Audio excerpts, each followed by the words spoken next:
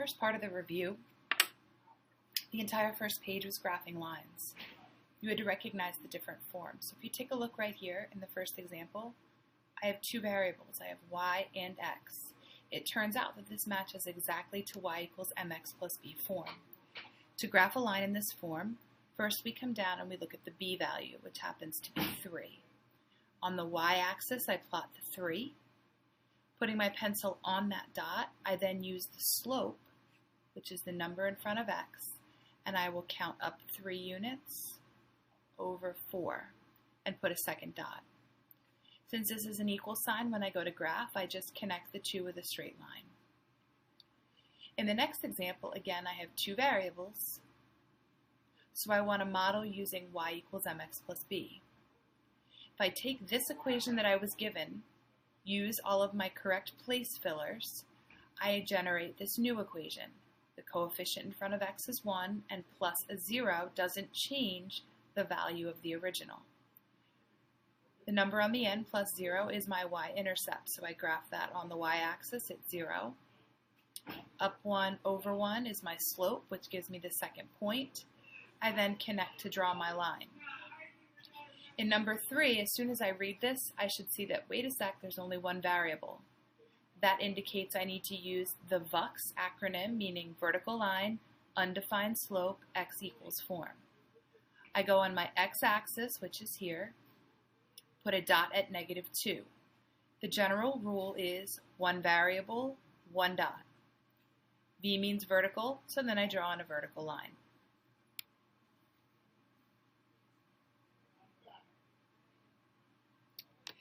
At the bottom of the page, again, I have one variable. Since it starts with y, I'm going to use the acronym HOI. Horizontal line, 0 slope, y equals.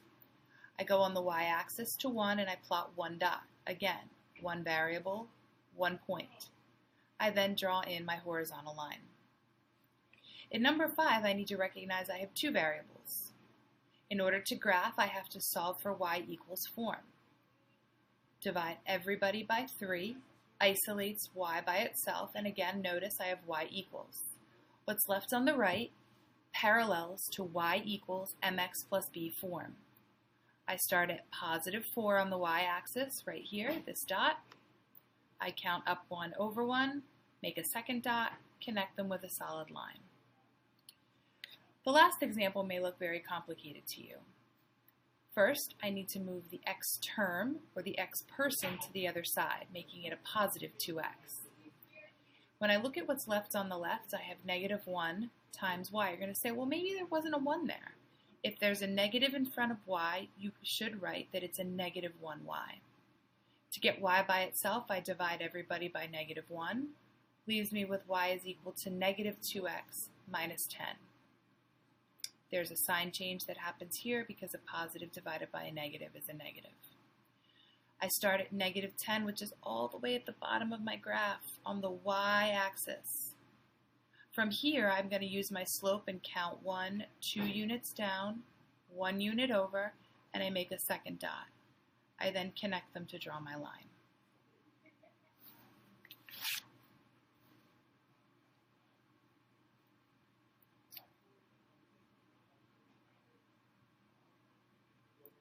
On the back of the sheet, we move to a new lesson. You need to be able to read the equation and recognize that this is going to be an absolute value because of the vertical lines.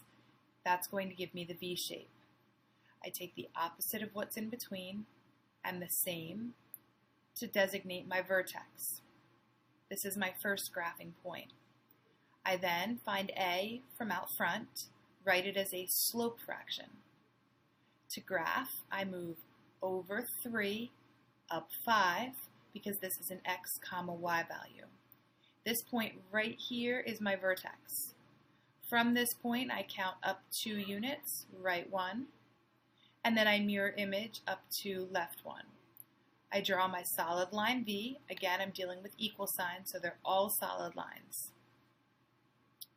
In the next example, I tried to squeeze in a 1 in front here. I know I have the V because of the vertical lines. My vertex is the opposite and the same, so I would graph by moving over 1, up 4, using the x, y coordinates.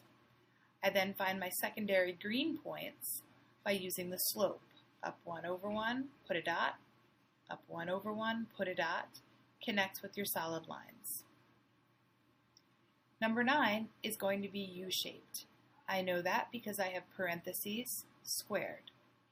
The U shape is formally called a parabola. To graph this, I'm going to use the opposite, -3, bring down the -1, left 3, down 1. This is the ordered pair location.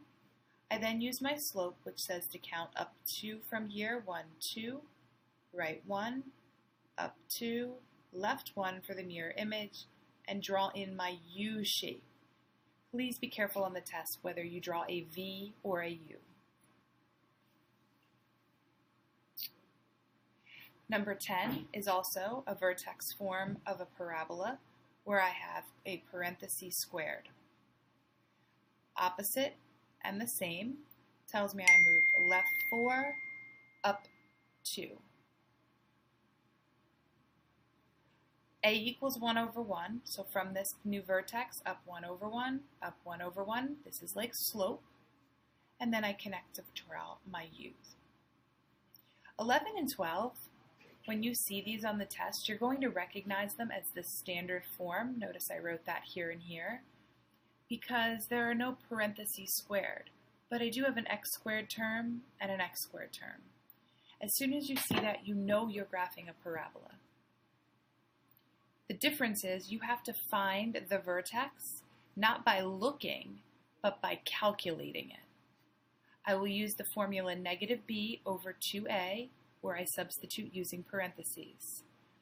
3 is a, b is -6, c is 5. -b over 2a.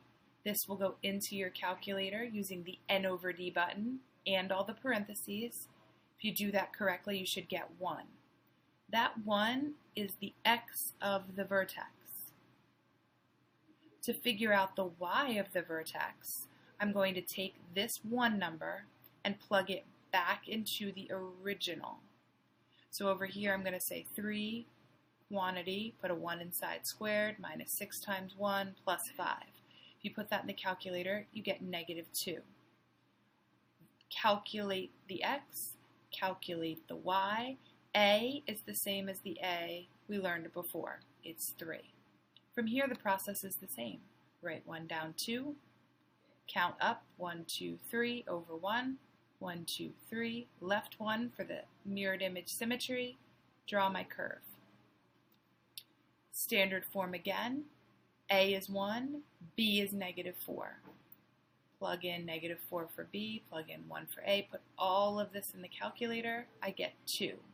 Notice 2 became the x of the vertex. I take that 2, I plug it back in for x. Here's my work line, I get a -5.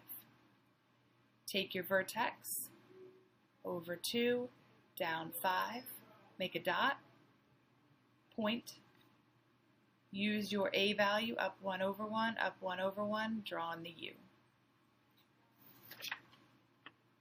The next section of the review was a different lesson involving inequalities. Inequalities.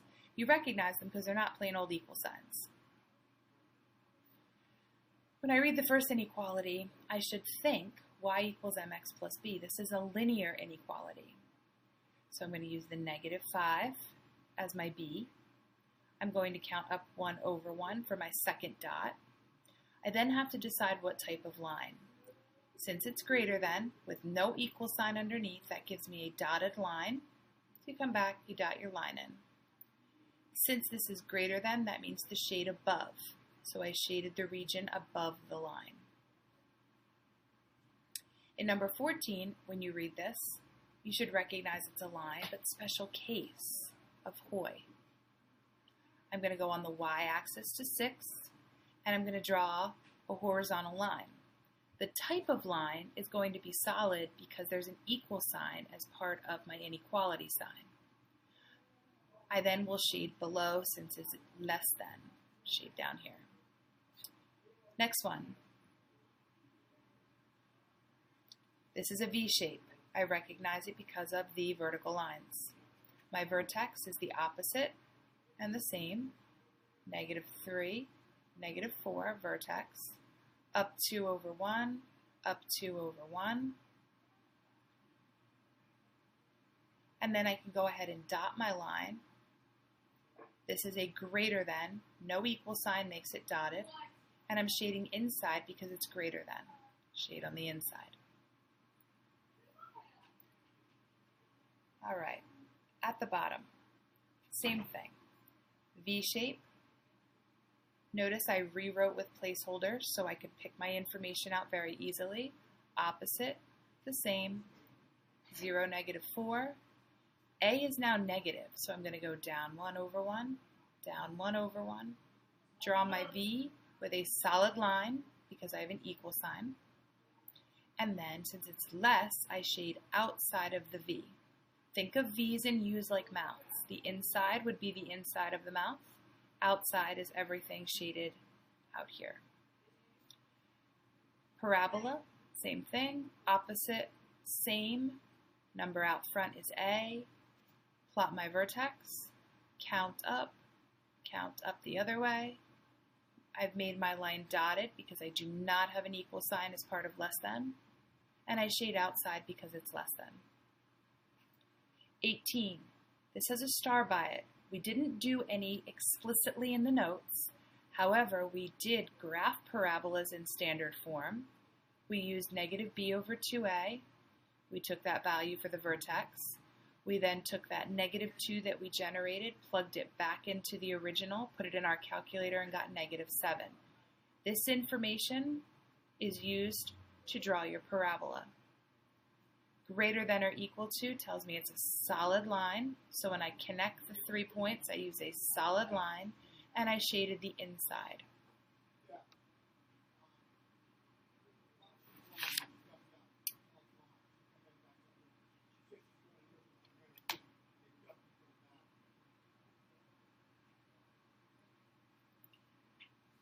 Number 19, 20, and 21 are typical questions like the test.